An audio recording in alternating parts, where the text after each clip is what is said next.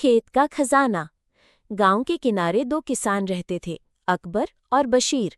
दोनों की जमीनें साथ साथ थीं। एक दिन गर्मी की दोपहर में वे दोनों खेत जोत रहे थे। जमीन बहुत सख्त थी और बैल हल भी मुश्किल से खींच पा रहे थे। अचानक अकबर के हल की नोक किसी सख्त चीज से टकराई। आवाज आई, टन, जैसे लोहे से लोहा टकराया हो। अकबर रुक गया और मिट्टी खोदने लगा। बशीर भी पास आ गया। थोड़ी देर बाद दोनों ने देखा कि मिट्टी के भीतर एक पुराना घड़ा दबा हुआ है। उन्होंने घड़ा बाहर निकाला। जब ढक्कन खोला तो दोनों की आंखें फटी की फटी रह गईं।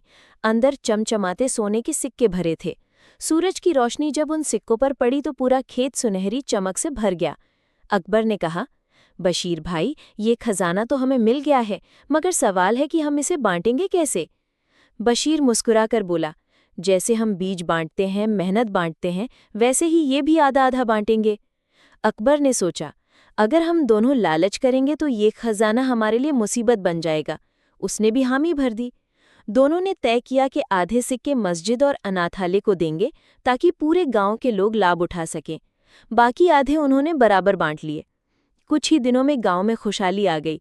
मस्जिद की मरम्मत हो गई, अनाथ बच्चों के लिए कपड़े और किताबें आ गईं, और अकबर और बशीर की जमीन भी संवर गई। आखिर में दोनों ने एक दूसरे से कहा, असल सोना खेत से नहीं, दिल से निकलता है। जो खुशी दूसरों के साथ बांटी जाए, वही सबसे कीमती खजाना है।